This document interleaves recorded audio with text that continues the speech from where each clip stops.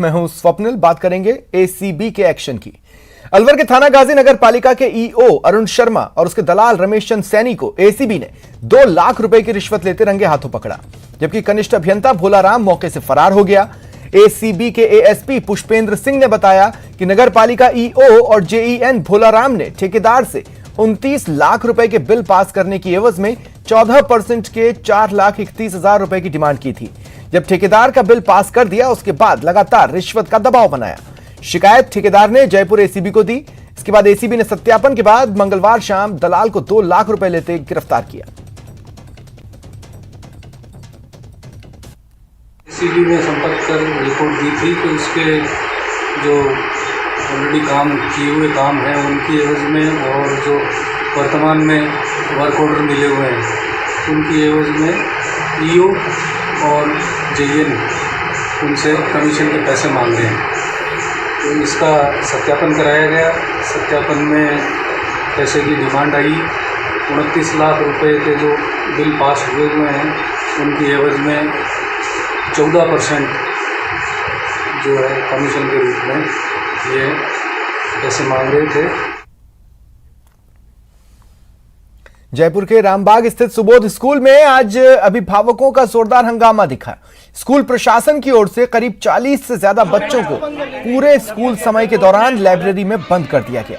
मामला फीस से जुड़ा था। स्कूल के करीब 40 से ज्यादा बच्चों की फीस जमा नहीं होने के चलते आज स्कूल प्रशासन ने बच्चों को लाइब्रेरी में बैठा दिया। सूचना जब अभिभावकों को लगी तो स्कूल पहुंचे और हंगामा किया। हालांकि स्कूल एडमिनिस्ट्रेशन ने बच्चों को फीस करीब 2 साल से बकाया होने का हवाला दिया। लाइब्रेरी में बंद बच्चों ने आरोप लगाया कि फर्स्ट पीरियड खत्म होने के बाद स्कूल की लाइब्रेरी में बंद कर दिया। पूरे स्कूल समय तक न खाना दिया न वॉशरूम जाने दिया। टीचर देखने नहीं आ रहा था। कमलजीत मैम ने बोला कि कोई टीचर देखने आ रहा था, उन्हें कोई मतलब नहीं। वो हमें ये बोल के जा रहे थे, हम में से मॉनिटर्स खड़े कर दिए कि तुम लोग ही संभालो। ऐसा कुछ भी नहीं था। वहाँ एसी था ना क्लॉक थी, हमें पता भी नहीं था। हम एक दूसरे से देख रहे थे, वो भी खराब वॉचेस से। तो विदिन 15 मिनट्स में यहाँ पे पहुँची हूँ। मेरे पास स्कूल से कोई भी इन्फॉर्मेशन नहीं थी कि आप आइए और अपने बच्चे को कलेक्ट करके लेके जाइए। जहाँ तक कि मैम कह रहे हैं कि हमने काफ़ी लेटर्स दिए, तो हमने भी इनको काफ़ी लेटर्स दिए हैं, रिक्वेस्ट किया है कि भाई हमारे पास इतनी फ़ीस नहीं है देने के लिए, तो भी इन लोगों का कोई रिस्पॉन्स इस पर नहीं रहा है। कुछ पेरेंट्स की फ़ीस अभी 3 सेशंस की बाकी है और हमने बोर्ड रजिस्ट्रेशन में भी कभी इन पेरेंट को इतना परेशान इन्होंने खूब परेशान किया है। रोज़ कोई ना कोई लेटर स्कूल को बदनाम करने की कोशिश की जा रही है, जो कि बहुत ही ख़राब चीज़ है कि एजुकेशनल इंस्टीट्यूशंस को अगर हम बदनाम करने की कोशिश करेंगे तो फिर इसका मतलब हमारा समाज पतन की ओर जा रहा है। जयपुर के करणी विहार इलाके में 3 सितंबर को लकड़ी कारोबारी विवेक सरावगी के शोरूम में डकैती का पुलिस ने खुलासा किया। डकैती की साजिश कारोबारी विवेक के कर्मचारी ओम प्रकाश और ओमी गुर्जर ने रची थी। करणी विहार थाना पुलिस ने डकैती करने वाले कर्मचारी समेत 4 डकैतों को गिरफ्तार किया और लूटी गई करीब 15 लाख रुपए की रकम बरामद करने के प्रयास कर रही है।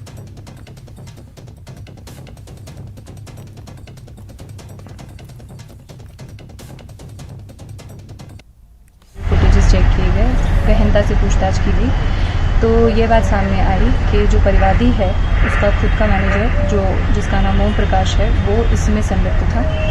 उसने अपने साथियों को मिलाकर 4-5 लोगों को बुलाकर और तब इस घटना को अंजाम दिलवाया था। गहनता से अनुसंधान करने के बाद सारे अपराधियों को नामजद कर 3 अपराधियों को गिरफ्तार किया जा चुका है। सभी अपराधी जयपुर के बाहर के हैं। खबर सीकर से। नीमका थाना में हुई रणजीत सिंह की हत्या के आरोपियों को पुलिस पकड़ नहीं पाई है, जिस पर तंवरावाटी राजपूत सभा के प्रतिनिधि मंडल ने गृह राज्य मंत्री राजेंद्र यादव से मिल ज्ञापन सौंपा। मंत्री ने एसपी सीकर से फोन पर जानकारी ली और तुरंत कार्रवाई के आदेश दिए। प्रतिनिधि मंडल में वीपी सिंह बनेठी, विक्रम सिंह टोडा, राजपाल सिंह तंवर शामिल थे।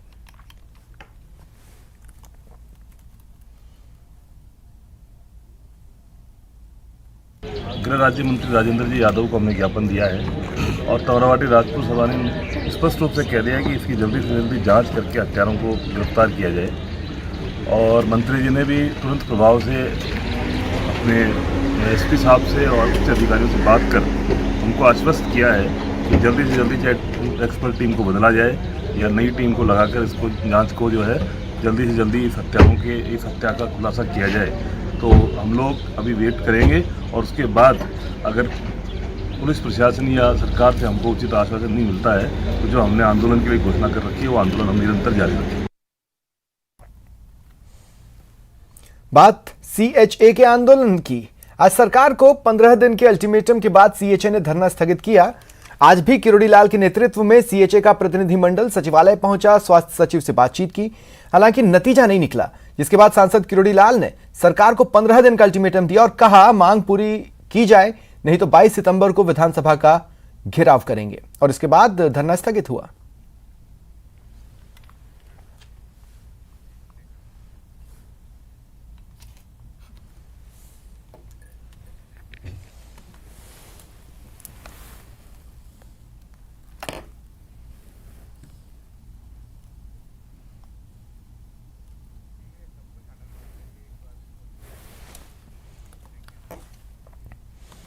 और हमारे सहयोगी सौरभ गृहस्थी ने किरोड़ी लाल मीणा और स्वास्थ्य सहायकों से बात की। कोविड स्वास्थ्य सहायकों की वार्ता एक बार फिर विफल रही है। सरकार के साथ आज प्रतिनिधि मंडल की वार्ता हुई और इस वार्ता के बाद 15 दिन का अल्टीमेटम सरकार को दिया गया। इस वक्त मीणा साहब हमारे साथ मौजूद है। सर, किस प्रकार की वार्ता हुई और अब 15 दिन का किस प्रकार का अल्टीमेटम? वार्ता तो एज यूजुअल जैसा ये अब तक करते आए, क्योंकि मैं किसी वार्ता में शामिल नहीं था, पर CHA के नेताओं का यही कहना है कि सरकार यही कहती आ रही है शुरू से ही कि हम पॉजिटिव हैं, आपका काम कर रहे हैं। वही बात एक तरह से आज दोहराई है, लेकिन वो मेरी उपस्थिति में बात कही गई है कि सरकार पॉजिटिव है, तो मैं एक बार उनकी बात पर भरोसा करता हूँ। और मैंने उनको निवेदन किया है कि अभी धरना स्थगित कर दें और 15 दिन का हमने टाइम दिया है। 21 तारीख को ये समय पूरा हो जाएगा, तब तक हम उनको भी कहा है कि आप जो कुछ करना है काला सफ़ेद वो करके हमें दे दो, वरना 22 तारीख से मैं धरने पर बैठूंगा। और इनको बार बार बुलाना ठीक नहीं है। बाहर सड़क पर मैं और अंदर मेरी पार्टी इनकी लड़ाई मजबूती से लड़ेगी। यानी 22 तारीख को कोविड स्वास्थ्य सहायक के बगैर आप खुद ही इनका मोर्चा संभालेंगे? इनके पदाधिकारी आ सकते हैं, ऐसा वहाँ हमने सेक्रेटरीट में निर्णय किया था। और ये जो निर्णय करेंगे CHA के पदाधिकारी वो मान्य है, लेकिन बार बार इनको जयपुर आना लाना इनको बड़ा महंगा पड़ता है। ये इनकी पहले आर्थिक स्थिति कमज़ोर है, कमर टूट चुकी है लंबे आंदोलन के बाद, इसलिए हम हमारे स्तर पर ही इस आंदोलन को चलाएंगे। अगर सरकार ने हमारे साथ धोखा किया है तो आने वाले चुनाव के अंदर सरकार को इस चीज़ का खामियाजा भुगतना पड़ेगा। सरकार चाहे नौकरी दे नहीं दे, मैं आज एक प्रण लेता हूं सभी के सामने, ना तो मैं आने वाली पीढ़ियों के अंदर जब तक मैं जिंदा हूं ना तो कभी मैं कांग्रेस को वोट दूंगा और ना मैं मेरी पीढ़ी के अंदर किसी को कांग्रेस को वोट देने दूंगा, क्योंकि जितना दुख और जितना आहट हमें कांग्रेस ने पहुंचाया आज तक हमें किसी ने भी नहीं पहुंचाया। इन कोविड स्वास्थ्य सहायकों के पक्ष में फैसला सुनाती है या नहीं सुनाती, लेकिन अगर नहीं सुनाती है तो 22 तारीख को फिर से विधानसभा पर बड़ा घेराव करने की तैयारी कोविड स्वास्थ्य सहायकों द्वारा की जा रही है। कैमरा पर्सन दिलीप चेची के साथ सौरभ गृहस्थी, न्यूज़ 18 राजस्थान, जयपुर। सरपंच और पंचायत में प्रशासन की महत्वपूर्ण कड़ी ग्राम विकास अधिकारी दोनों ही सरकार से नाराज थे। दूर हो गई है नाराजगी। राजस्थान सरपंच संघ और ग्राम विकास अधिकारियों का चल रहा आंदोलन आज खत्म हुआ। पंचायती राज और ग्रामीण विकास मंत्री रमेश मीणा के साथ वार्ता के बाद दोनों धड़ों ने कार्य पर लौटने की घोषणा की। सहयोगी राकेश शर्मा ने समझौते पर मंत्री रमेश मीणा, सरपंच संघ और ग्रामीण विकास अधिकारियों से बात की। सरपंच और ग्राम विकास अधिकारियों ने अपने आंदोलन स्थगित कर दिए हैं। मंत्री रमेश चंद्र मीणा से हुई वार्ता के बाद सरपंचों ने और ग्राम विकास अधिकारियों ने आंदोलन को वापस करने की घोषणा की है। इस वक्त हमारे साथ पंचायती राज ग्रामीण विकास मंत्री रमेश चंद्र मीणा मौजूद हैं। छोटी मोटी बात समझ में नहीं आती है, यूनियन रहती है, एक आदमी के हाथ में नहीं रहता। इन लोगों को भी अपने पदाधिकारी हैं, जिले के अध्यक्ष हैं, तो उनके हिसाब से इन्होंने सोचा भाई सरकार है और प्रेशर बनाए और हमारा और काम हो जाए, तो ग्राम विकास अधिकारियों को तो हमने बहुत कुछ दिया। हाँ, सरपंचों की कुछ जिनाइन मांगे थी, कुछ थी कि भाई इनमें रुकावट आती है, कुछ ऐसी थी कि भाई ये काम आपको थोड़ा ठीक ढंग से करना होगा, तो उन चीज़ों में थोड़ी सी रुकावट आई। इनको लगा कि भाई हम स्ट्रेट फॉरवर्ड बोलते हैं तो कहीं काम होगा कि नहीं होगा, कर पाएंगे नहीं कर पाएंगे। हमने जिलों के दौरे किए, तो दौरे इसलिए किए थे कि भाई किसी को परेशान करने की वजह से नहीं है, वहाँ की जनता क्या चाहती है, वहाँ के जनप्रतिनिधि का क्या चाहते हैं, कैसा विकास होना चाहिए, वहाँ की भौगोलिक स्थितियाँ क्या हैं। तो विकास को एक हमारे दिमाग में रहे कि भाई हम वहाँ गए थे तो उन वहाँ के लोगों में क्या क्या आवश्यकता है और क्या करना चाहते हैं। कहीं पर आपका पानी का इंफ्रास्ट्रक्चर डेवलप करना है, कहीं सड़कों का है, कहीं दूसरे आपके स्वच्छ भारत मिशन के माध्यम से है, कहीं वाटर शेड के माध्यम से है, और नरेगा के माध्यम से गरीब लोगों को रोज़गार मिले। तो पहली प्राथमिकता ये है कि हम जो गरीब आदमी है उसको रोज़गार मिले और गांवों का विकास उस झोंपड़ी तक जाए जहां गरीब रहता है। तो हमारे विभाग की जितनी भी योजनाएं उसके घर तक जाएंगी। तो घर तक पहुंचाने के लिए हमारा सरपंच है और ग्राम विकास अधिकारी है। इसके लिए सरकार का बहुत बहुत आभार। वर्तमान सरकार, वर्तमान मंत्री महोदय ने हमारे बिल्कुल पहले हमारे पदोन्नति के अच्छे अवसर पैदा कर दिए, एक ऊपर तक तो पहुँचा दिया, बीच में थोड़ा स्टेगनेशन था, उस स्टेगनेशन को लेकर बात हुई है, तो उसके लिए भी इनका बहुत बहुत धन्यवाद। आज से हम वापस काम पे लौट रहे हैं और पूरी ताकत के साथ लौट रहे हैं। जो ग्रामीण सरकार थी उसके काम रुके हुए थे, आज से दोनों पहिए जो है एक पैरेलल ग्राम विकास अधिकारी और सरपंच एक साथ अपनी हड़ताल ख़त्म कर चुके हैं। और निश्चित रूप से सबकी मंशा ये है कि मंत्री महोदय ने हमें इस मामले में विशेष सहयोग दिया है। वो चाहता है कि गांव का विकास इस तरह से हो कि एक इबारत लिखी जाए, सरपंच जो काम करता है उसको लोग बरसों तक याद रखते हैं। मंत्री जी की मंशा वही थी और हम इनकी मंशा के अनुरूप काम करेंगे। इनका बहुत बहुत आभार, बहुत बहुत धन्यवाद। बिल्कुल, यहाँ पर सरपंच और ग्राम विकास अधिकारियों के बीच में गतिरोध खत्म हो गया। मंत्री ने सभी सरपंच और ग्राम विकास अधिकारियों को ये दिशा निर्देश दिए हैं कि गांव में जो काम हो, ईमानदारी से हो, पारदर्शिता हो और जो ग्रामीण जनता है, जरूरतमंद जनता है, वहां तक सरकार की योजनाओं का लाभ पहुंचाया जाए। बीकानेर में किसानों ने नहरों से सिंचाई के लिए पर्याप्त पानी की मांग को लेकर आंदोलन शुरू किया है। 2 दिन से धरने पर बैठे किसानों ने आज आईजीएनपी के 620 और 507 हेड पर पड़ाव डाला। किसानों ने कहा डैम में पर्याप्त पानी के बाद भी उन्हें पूरा पानी नहीं दिया जा रहा, जिसके कारण खेतों में खड़ी फसलें पानी के अभाव में मुरझा रही है। पहले पानी इनकी फोकल ब्रांच में बंद हुआ था, रोजड़ी में बंद हुआ था। अब अगर बैलेंस पानी तो रेगुलेशन विंग में आके इनसे बातचीत करे। पीछे से कुछ पानी बढ़ा हुआ है, सूरजगढ़ ब्रांच में इन्होंने पीछे से 500 क्यूसेक छोड़ा है, तो इनको भी देखना चाहिए। नहीं है तो इनको समझाइश करना चाहिए। 5 दिन 2 दिन रुकने के बाद में जब भी बैलेंस में पानी अगर एक्सेस जा रहा है या है, ये एग्जामिन करना रेगुलेशन विंग का। जो additional chief engineer Pradeep Rustagi Bikaner विराजमान है, Harish Satwani additional chief engineer superintending engineer Bikaner विराजमान, उनको इनके खासकारों के बीच में, किसानों के बीच में आना चाहिए, उनको समझाइश करना चाहिए।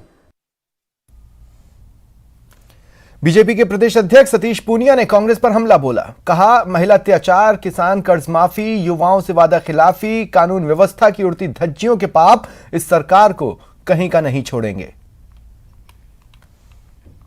वर्षों के कांग्रेस पार्टी के अशोक गहलोत के शासन में जिस तरीके से राजस्थान में अराजकता हुई, अपराध बढ़े, भ्रष्टाचार चरम सीमा पर है, बेरोजगारी हिंदुस्तान में सर्वाधिक है, किसानों के साथ जो वादा खिलाफी हुई वो अवसाद में है। कोई ऐसा क्षेत्र बचा नहीं जहां ये कहा जा सकता हो कि कोई शासन है। ये कुशासन है और इसी की सजा, इसी के पापों की सजा कोई नौजवान जो अवसाद में मांगेगा, कोई किसान जिसने आत्महत्या की वो मांगेगा, कोई रोती बिलखती असमत की गुहार लगाती वो अबला मांगेगी। देश में आम जनता को दिए गए संविधान प्रदत्त अधिकारों के प्रति सरकारी कर्मचारियों और जनप्रतिनिधियों को जवाबदेह बनाने की मांग को लेकर निकाली जा रही जवाबदेही यात्रा आज 12 पहुंची। यहां बड़ी संख्या में जिले भर के ग्रामीण और शहरी शामिल हुए। श्री राम स्टेडियम से रैली के रूप में यात्रा शहर के प्रताप चौक पहुंची, जहां लोगों ने सवाल है जवाब दो के नारे के साथ प्रदर्शन किया। कई सामाजिक कार्यकर्ताओं ने लोगों को संबोधित किया। इसके बाद यात्रा शहर के विभिन्न मार्गों से होते हुए कलेक्ट्री पहुंची। लोगों ने कलेक्टर को राज्यपाल के नाम ज्ञापन सौंपा।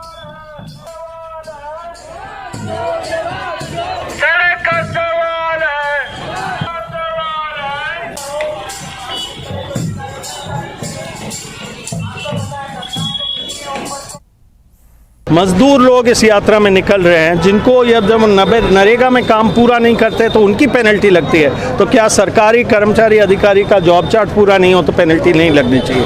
क्या आज देश के नागरिक परेशान नहीं है क्योंकि समय पर उनका काम नहीं हो रहा है? तो ये कानून की मांग 10 साल से हो रही है। इस विधानसभा में 2 बार सरकार ने कहा है, 2 बार बजट भाषण में कहा है कि ये पारित करेंगे। अब हम सरकार से बात भी करते रहे कानून के मसौदे पर। हम जयपुर पहुंचेंगे 19 तारीख को, जो विधानसभा सत्र है, उस दौरान धरने पर बैठेंगे और यात्रा जारी रहेगी और छोड़ेंगे नहीं। करते हैं अल्पसंख्यक छात्रों की पढ़ाई की, जिसे आसान बनाने के लिए प्रदेश सरकार कोशिश में लगी है। आइए दिखाते हैं सरकार ने हर जिले में अल्पसंख्यक छात्रावास का जो वादा किया था वो कहां तक पूरा हुआ है।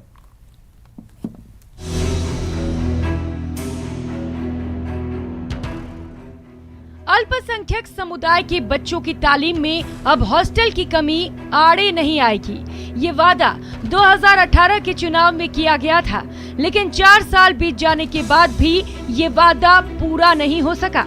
तालीम के लिए अपने घर से बाहर निकलने वाले अल्पसंख्यक तबके के बच्चों को अपनी रिहाइश के लिए काफ़ी परेशान होना पड़ता है।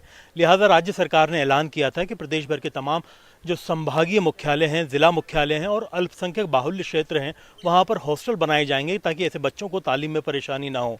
करीब 3.25 साल गुजर गए हैं। ऐलान किए गए 64 छात्रावासों में से महज 15 छात्रावास बने हैं। 49 छात्रावासों का निर्माण अभी जारी है। आपको बता दें, देश में प्रस्तावित 64 छात्रावासों में 15 बनकर तैयार हुए हैं। 49 छात्रावासों को बनाए जाने की प्रक्रिया अभी भी जारी है। खास बात यह है, 52 हॉस्टल बनाने की वित्तीय अनुमति इसी साल मिली। हर हॉस्टल के लिए सरकार 3 करोड़ रुपए खर्च कर रही है। आपको बता दें, अल्पसंख्यक तबके से ताल्लुक रखने वाले छात्रों को बेहतर तालीम मुहैया कराने के लिए हर जिले में लड़कों और लड़कियों के लिए एक माइनॉरिटी हॉस्टल खोले जा रहे हैं। हालांकि महकमे की ओर से कई जिलों में ये हॉस्टल पहले से चलाए जा रहे हैं, लेकिन एनजीओ की ओर से चलाए जा रहे इन हॉस्टल का फीडबैक अच्छा नहीं होने की वजह से विभाग ने 64 नए हॉस्टल बनाने का ऐलान किया था। कहा गया था कि हर संभाग, हर जिला मुख्यालय और हर अल्पसंख्यक बाहुल्य क्षेत्र में हॉस्टल बनेगा और सरकार का दावा है कि वो इस वादे को पूरा करने की कोशिश में लगी है। कुछ जिलों के अंदर हम जो छात्रावास हैं, वहाँ जो अल्पसंख्यक बच्चे दूर दराज आते हैं तो उनको ठहरने की व्यवस्था नहीं होती है, तो या गरीब बच्चे होते हैं, उनकी आर्थिक स्थिति ठीक नहीं होती है। तो कम से कम मैं चाहता हूँ कि हर जिले में बालक और बालिकाओं के छात्रावास हर जगह हम खोल दें। तो लगभग हमने कोशिश ये की है कि तहसील स्तर भी हैं या बड़े कस्बे भी हैं, उन कस्बों के अंदर भी हमारे प्रयास रहे हैं कि वहाँ पर छात्रावास दें। तो लगभग हमारा ये प्रयास रहेगा कि हम जितना अच्छा कर सकते हैं विभाग की तरफ से, वो सब हमारे प्रयास जारी हैं। प्रदेश में अल्पसंख्यक तबके के मुस्लिम, ईसाई, सिख, जैन, पारसी और बौद्ध समुदाय के बच्चों के लिए हॉस्टल बन रहे हैं। ऐसे में प्रति हॉस्टल अगर 100 छात्रों के रहने की भी व्यवस्था होती है तो फिर 6400 बच्चों को इसका लाभ मिलेगा। Bureau report, news 18 Rajasthan. Rajasthan cricket association के अध्यक्ष वैभव गहलोत आज जोधपुर आए। उन्होंने बरकतुल्लाह खान स्टेडियम का फील्ड विजिट किया। इस दौरान अक्टूबर में मैच करवाए जाने की बातों के बीच वैभव गहलोत ने कहा कि आधिकारिक तौर पर एक मेल आया है जिसको लेकर सकारात्मक पहल मानी जा सकती है, लेकिन अब इस दिशा में कुछ कह पाना जल्दबाजी होगी। कि रजिस्ट्रेशन से लेके जो सेलेक्टर्स यहाँ पे परफॉर्मेंस देख रहे हैं उसको हम लोग एक बार फर्स्ट हैंड खुद देख लें। तो पूरी आरसीए एग्जीक्यूटिव को मैंने निवेदन किया कि आप लोग सब जोधपुर आएँ ताकि हम लोग यहाँ पे ऑन ग्राउंड आके पूरी व्यवस्थाएं कैसी हैं, यहाँ पे कितना टाइम, कितने हमने बैचेस बनाए हैं, उसको पूरे एक तरह से हम लोग एक बार रिव्यू कर लें। क्योंकि जोधपुर में हम चाहते हैं कि यहाँ से खिलाड़ी और को मौका अच्छे मिले। यहाँ पे जो प्रतिभाएं हैं, चाहे वो ग्रामीण इलाके में भी हों जोधपुर की, वो आगे आएँ और क्रिकेट में जितना अच्छा मौका हम चाहते हैं कि तमाम पूरे राजस्थान में भी जो विभिन्न ट्रायल्स हुए हैं, हमें सब जगह से रिपोर्ट्स हैं। पिछले कुछ दिनों से सोशल मीडिया पर चर्चा है कि कंफर्म टिकट को रद्द करवाने पर रेलवे जीएसटी चार्ज वसूल करेगा। उत्तर पश्चिम रेलवे ने इस चर्चा की पुष्टि कर कहा कि अफवाह नहीं है बल्कि ऐसा नियम लागू है। नए नियम के मुताबिक अगर किसी कारण से रेल यात्री टिकट बुक करवाने के बाद यात्रा नहीं करना चाहता तब भी उसे जीएसटी चार्ज देना होगा। वो पहले अपनी कंफर्म टिकट रद्द करवाएगा और रिफंड के समय उसके मूल पैसों में से जीएसटी फिर से काटा जाएगा। आसान शब्दों में कहें तो यात्री अगर यात्रा करना चाहता है तब भी जीएसटी देना होगा और नहीं करना चाहता तब भी जीएसटी भरना पड़ेगी।